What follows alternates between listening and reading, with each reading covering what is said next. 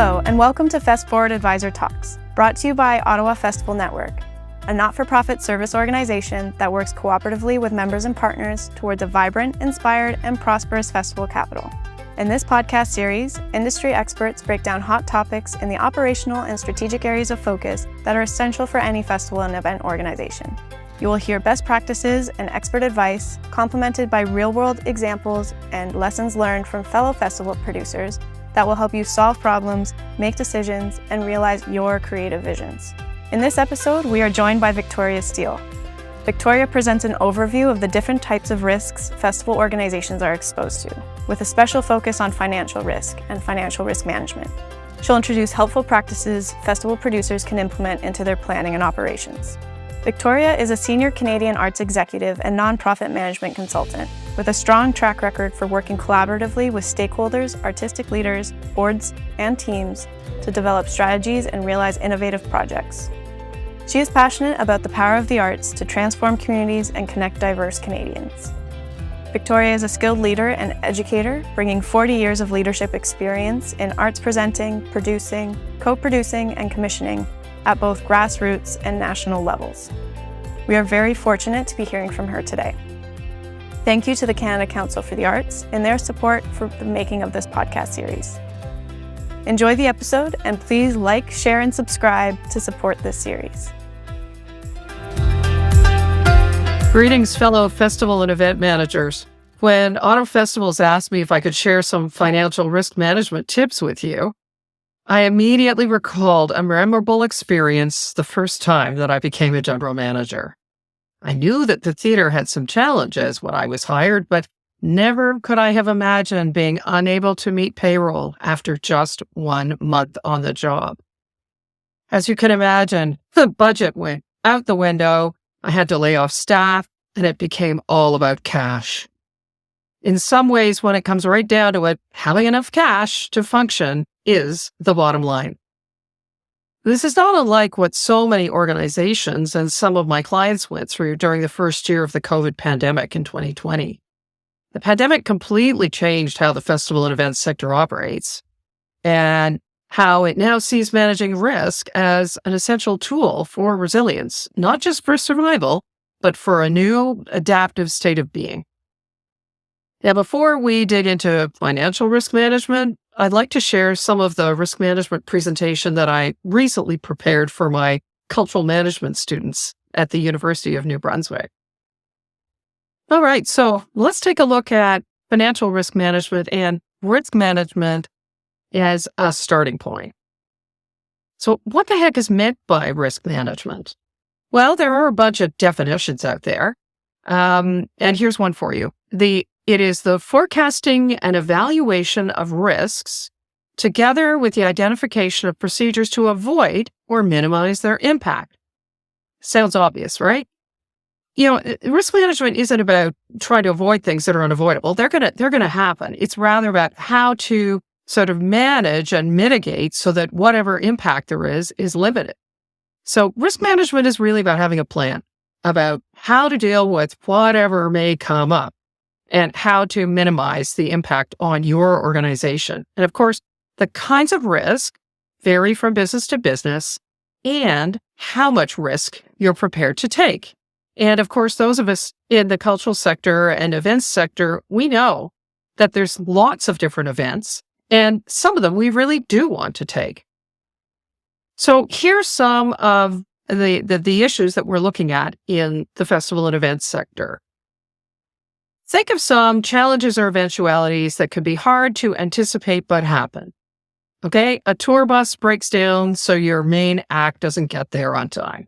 The electricity goes off, your lighting tech doesn't show up, or your ticketing system is offline for the evening of the show. Not anything that we want.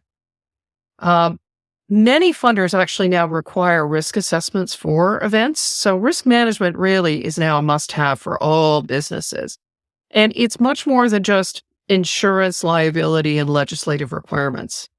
It's really commonplace now to have strategies in place for all those what ifs. And a reminder, of course, that risk management is part of your board's oversight responsibility. So what are some of the most common cultural and events business risk categories? Well, got a list here for you, starting with financial, which we'll go into a bit more later. But there's compliance with laws, administrative procedures, lots of health and safety, as we all know so well, your human capital, your intellectual property, strategic decisions around your business objectives, environmental, things like the weather and economic conditions and how people are feeling in general. We've been through that with COVID. And lastly, but importantly, your reputation, your organization's brand, what you stand for. So lots of things to talk about and think about when you're looking at risk management planning. So what goes into planning a risk management, putting a risk management plan together? It's kind of like planning for failure because you're actually, by doing that, you're planning to succeed. So you identify the risk specific to your organization. And once you identify, then you can assess their risk, the likelihood of them actually happening. And if so, what are strategies that you can do to prevent that? And then a contingency plan in case they do happen and you need to deal with it.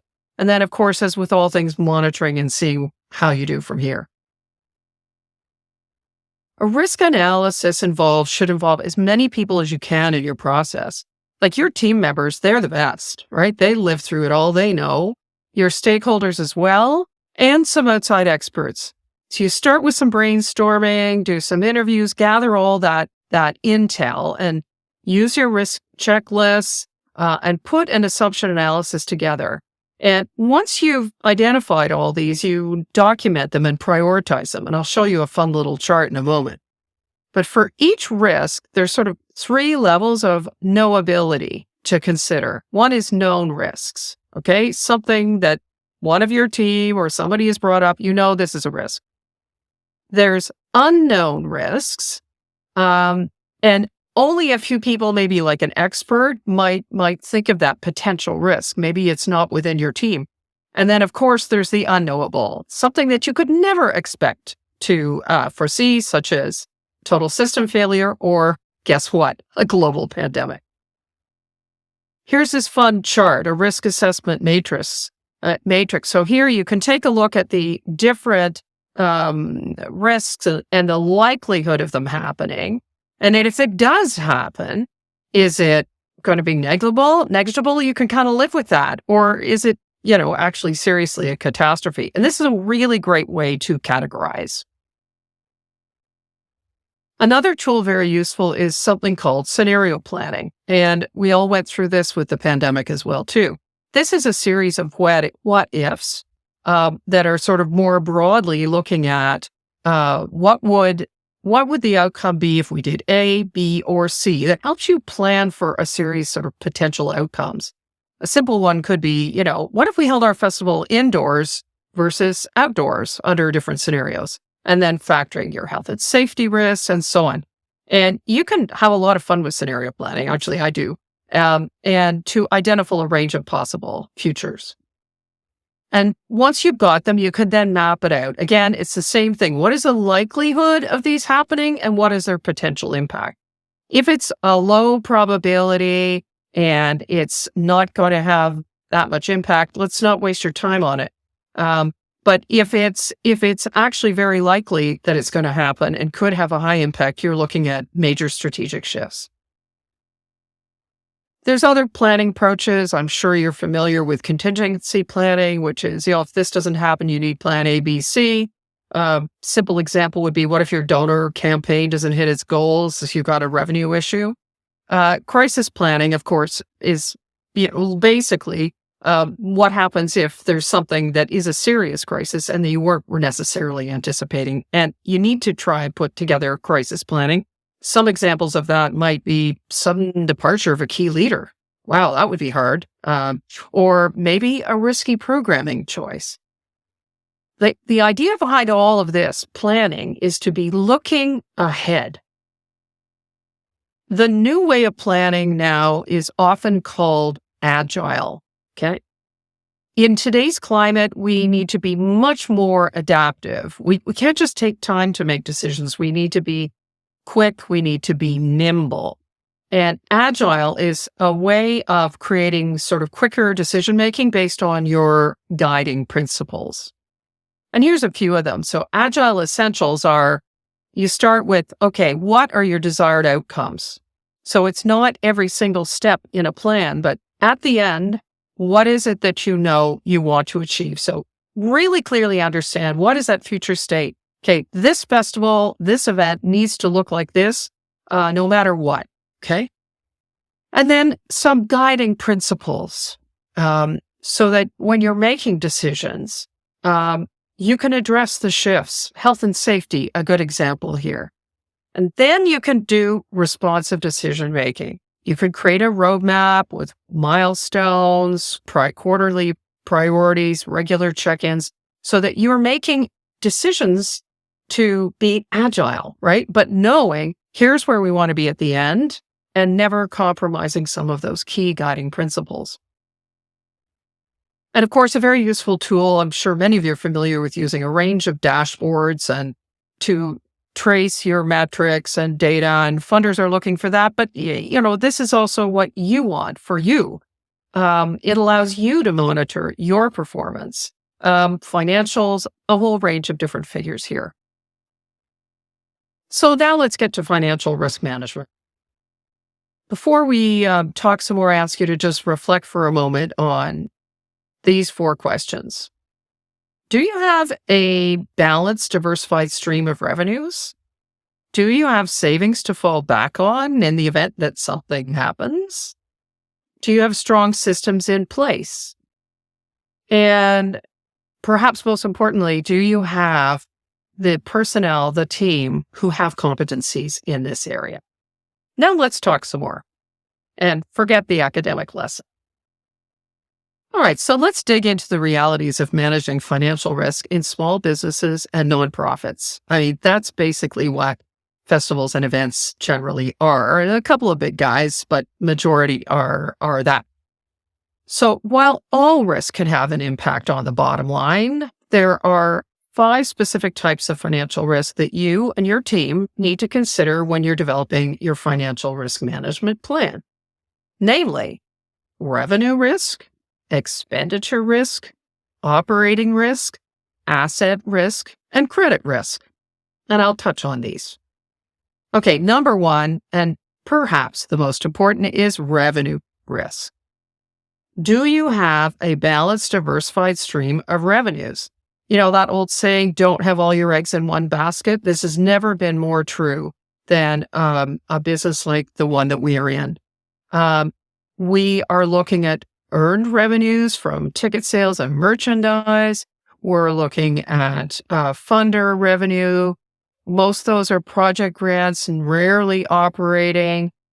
Some of you are charities. You've got donor revenue, and of course, sponsors, very important in this sector. So question is, how certain are you of these sources of revenue? Are some of these soft, like aspirational, as opposed to certain? They have risk. So plan for contingencies there without question.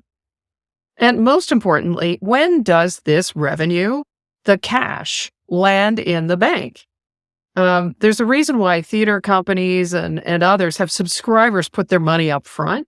Part of it's to get a commitment, but it's also to get cash. Second, expenditure risk. So obviously, you don't want to commit to any expenditures if you don't have the money in the bank, right? Well, sometimes that's easier said than done, especially when it comes to your most important resource, your people. So have a look at which expenses are committed, which are the expenses you can't live without, and which ones are discretionary, and build contingency, because obviously that some of them are going to in the wish to have category. And if you do have funds to cover it, terrific. And then take a look at when do you have to spend the cash. This is critical, as you'll see in a moment when I talk about cash flow. It's all about timing. And looking at those expenditures, prioritize them and limit your liability. Operational risk. So this is the risk of direct or indirect loss caused by sort of internal failure of people, systems, processes. It also includes risks like security, fraud, legal. So as long as there are people, there are going to be systems and processes that are imperfect and maybe not efficient. So really look at your operating to make sure it's tight. Do you have strong systems in place to manage transactions? Do you have good and accurate reporting? Make it a priority. Number 4, asset risk. So is this space or equipment that you own well maintained, right? If it's not well maintained, you're going to be spending money you weren't anticipating to fix it.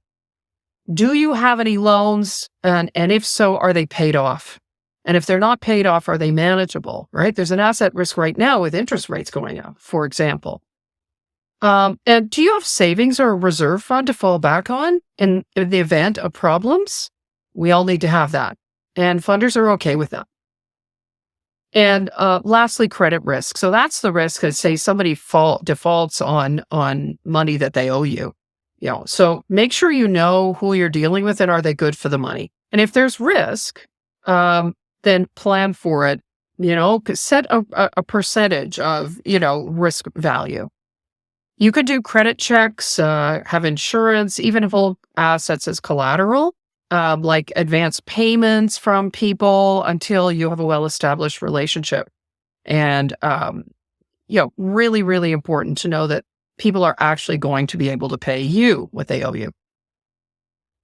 So financial risk generally relates to the odds of losing money. That's really what it comes down to. And the risk mostly referred to is that can the company's cash flow, adequately meet its obligations? So let's go back to that young general manager who could not meet payroll. She rapidly learned all about cash flow management. Cash flow analysis determines a company's working capital. So that's the amount of money, cash, available to run the operations and complete transactions. So many businesses have, annual operating budgets that set out revenue and spending and so on. Well, budget is great, but do you have the cash? Okay. So not all organizations use a cash flow budget, which is basically a monthly cash flow forecasting plan. You track all the revenues on when they're coming in on a monthly basis and all of the expenses. This is literally tracking on a month to month the money going in and out of the bank. Yes, spreadsheets are my best friend. And adding in the timing factor helps managers predict when a problem might arise and so be able to be proactive in advance. It also helps them look at the interaction between regular flows of revenue and expense and one-off items. This is a day-to-day tool to reduce the impact of getting into a tight spot and perhaps avoid them altogether. You never want to miss a payroll. It is not a discretionary expense. You have a legal liability to your staff. To cover monthly payroll, many nonprofits rely on revenues such as grants and things that are much harder to predict, such as ticket sales or donations. So timing is everything. You need a monthly cash flow forecasting plan updated weekly with any new information. I live by this now. And this is as useful for us as individuals as for our businesses. So what could that organization have done to avoid this problem? There are no cookie cutter approaches because it depends really on the situation. But there are 4 strategies for managing risk. First, be proactive and avoid that risk. Next, reduce the risks. So perhaps by reaching out to other sources of financial support. So if you see there's a risk coming, maybe you can reach out to a donor, a sponsor, even a supplier, to just see, can we reduce this risk?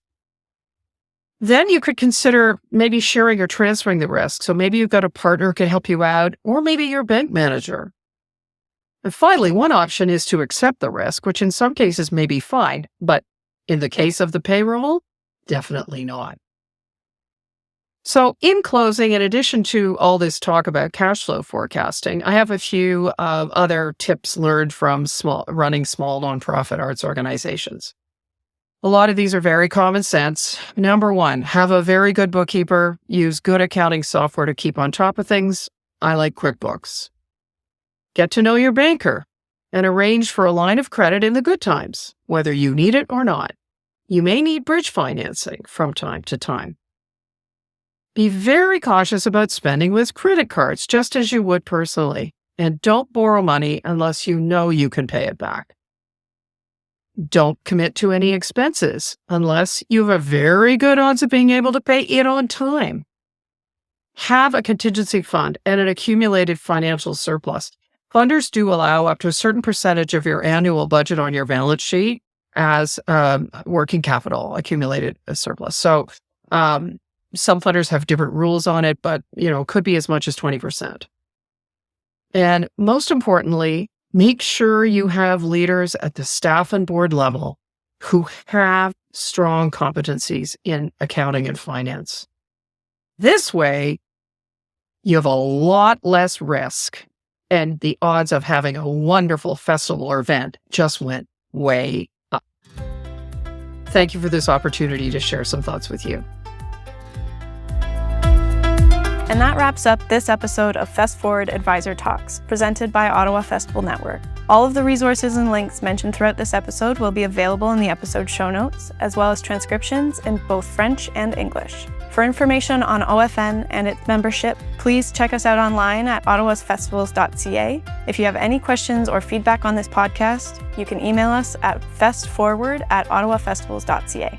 Thank you so much for listening, and please remember to subscribe to Fest Forward Advisor Talks to catch future episodes, where we will dive into even more hot topics festival and event organizations need to know to support and grow their organizations.